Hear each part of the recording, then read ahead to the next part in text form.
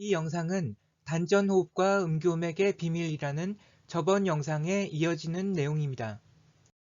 제가 저번 영상에서 자양진인이 얘기한 음교맥이 정랑이라고 얘기했는데, 그렇다면 여성에게는 음교맥이 없느냐는 의문이 대두될 수 있을 것입니다. 여성에게는 정랑이나 전립선이 없지만 방광의 뒤에 자궁과 질이 있습니다. 자양진인의 음교맥 개념의 핵심이 정이 저장된 곳으로서 기를 채취하는 가장 우선적인 위치이기 때문에 여성의 음교맥은 자궁 내막과 난자에 해당할 수 있을 것 같습니다. 남성의 생식 시스템과 여성의 생식 시스템은 이렇게 하나의 짝을 이루는데, 이쪽 극단에 고환이 있어서 정자가 생산되며 반대쪽 극단에는 난소가 있어서 난자를 생산합니다. 정랑과 전립선에서 분비하는 액에 정자가 실려서 여성의 생식기로 들어가게 되면 난자와 만나서 자궁의 내막에 착상되게 됩니다. 이 과정에서 남자의 경우 가장 많은 에너지를 들여서 생산하는 값비싼 구성 요소는 정자가 아니라 정랑액인 것으로 생각되는데, 정랑액이 다 소비되면 성욕이 급격히 감소하는 불운기가 오지만 정자가 얼마나 소비되었는가는 별로 상관없어 보입니다. 정자는 고환에서 매일 5천만 개가 생산되며 한 번 사정할 때 약 2억에서 5억 개의 정자가 들어있다고 합니다. 이에 비해서 여자의 경우 난자는 한 달에 1개가 배출될 뿐입니다. 따라서 난자가 정자보다 비교할 수도 없이 비쌀 수밖에 없는 것이고, 그 난자가 착상되는 자궁 내막 역시 매달 한 번씩 완전히 갈아야 하는 에너지 소모적인 부분이라고 볼 수 있습니다. 정은 가장 에너지가 밀집되고 농축된 엑기스 개념이기 때문에 남자는 정랑, 여자는 자궁 내막이 개념적 구조적으로 가장 일치하는 부분으로 볼 수 있고, 따라서 그것을 자양진인이 얘기한 음교맥으로 보는 것이 적절할 것으로 생각됩니다. 저는 자양진인의 음교맥을 정랑 또는 자궁 내막으로 봄으로써 성에너지와 관련된 것으로 해석했는데, 역사적으로도 자양진인의 오진편이라는 저술에 대한 해석 문제로 청수파와 쌍수파가 나뉜다고 합니다. 청수파는 일반적인 도교의 도사 개념으로 금욕주의적이며 독신 생활을 하는 데 비해서, 쌍수파는 남녀가 반드시 함께 수련을 하는 것이 특징이고, 거기에는 섹스가 수련의 일부분으로 포함되는 경우가 많은 것 같습니다.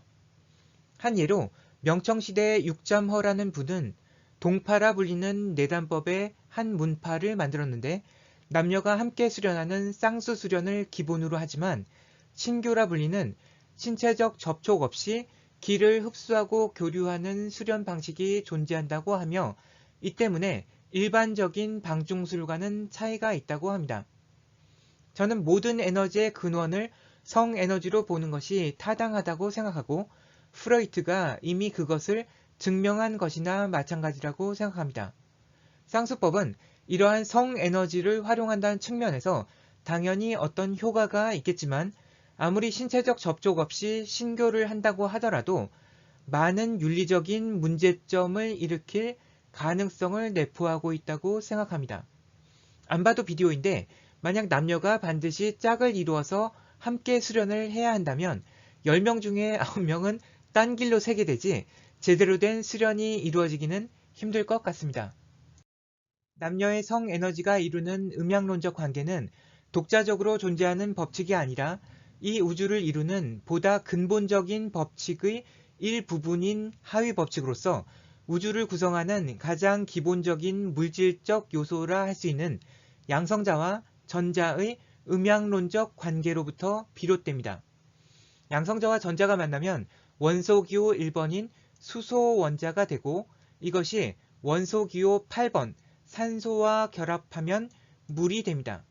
원자들은 최외곽 껍질에 8개의 전자를 가질 때 가장 안정되기 때문에 최외곽에 6개의 전자를 가지는 산소 원자는 2개의 수소 원자와 결합하여 최외곽에 8개의 전자를 채우려 하는 힘과 의지를 가지는 것입니다. 대부분의 생물들은 생체 내에서의 에너지 화폐에 해당하는 ATP라는 물질을 생성하기 위해서 미토콘드리아의 전자 전달계 시스템을 사용하는데 이것은 분리되었던 양성자와 전자가 다시 결합하려는 힘을 사용하는 디자인입니다. 이러한 양성자와 전자의 음양론적 결합은 남녀의 성에너지의 결합보다도 훨씬 더 원초적이고 근본적인 이 우주의 기본 법칙이자 힘이며 의지로서 만약 그것이 성립하지 않는다면 우리가 아는 이 우주 자체가 성립될 수가 없는 것입니다. 정랑과 자궁으로 대표되는 남녀의 에너지 결합이 하드웨어와 하드웨어의 결합이라면 단전과 정랑의 결합관계는 단전호흡의 연정화기의 단계에서 이루어지는데 남녀의 관계에서는 양이었던 정랑이 음이 되고 단전이 양이 된다고 볼 수 있으며 이는 소프트웨어와 하드웨어의 결합이라고 볼 수 있습니다. 왜냐하면 단전이란 원래부터 구조적으로 존재하는 것이 아니라 의식을 적극적으로 사용해서 기능적으로 유지시키는 것이기 때문입니다. 다시 양이었던 하단전이 음이 되고 상단전이 양이 되는 결합의 관계는 연기 화신의 단계로서 소프트웨어끼리의 결합이라 볼 수 있을 것입니다. 정랑과 자궁의 결합은 쉽게 이해할 수 있지만 단전과 정랑이 왜 어떻게 결합할 수 있는지에 대해서는 의문이 생길 수도 있는데 하나의 피자 도우 같은 2차원의 판으로부터 인체가 발생할 때 마치 종이학을 접을 때처럼 여러 번 접히면서 3차원 구조물이 형성되며 그 접힘에 맞는 대칭적인 짝이 존재할 수밖에 없게 됩니다. 남녀의 생식기를 대칭 구도로 보면 정랑과 자궁이 대칭이 되고 인체 내에서 방광을 기준으로 앞뒤로 보면 단전과 정랑이 대칭이 되고 인체의 상하를 기준으로 보면 상단전과 하단전이 대칭이 되는 것으로서 그냥 가만히 있으면 이렇게 되는 것이 아니라 이렇게 되도록 훈련을 함으로써 음양론적 결합을 만들어낼 수 있다는 것입니다. 그리고 우리는 이 단계에서 쾌감이 존재한다는 것을 잘 알고 있는데 이 우주의 음양론적 법칙에는 본질적으로 분리된 것들이 결합할 때는 반드시 쾌감이 수반된다고 보여집니다. 그래야만 분리되었던 것들이 다시 결합하려는 의지가 작용할 것이기 때문입니다. 그래서 섹스뿐 아니라 연정화기와 연기화신에도 어떤 쾌감이 존재하는데 해명경에서는 해명의 뿌리가 환희가 일어나는 자리라고 표현하였고 스피노자는 인간의 정신과 신을 합일하는데 지복이 있다고 한 바 있습니다. 어떤 차원의 쾌락이 더 좋은 것인지를 말하기는 쉽지 않을 수도 있겠지만 확실한 것은 하드웨어적인 결합에서 오는 쾌감은 물리적인 한계를 가지지만 소프트웨어적인 결합에서 오는 쾌감은 그러한 한계를 초월할 수 있을 것이라는 점입니다.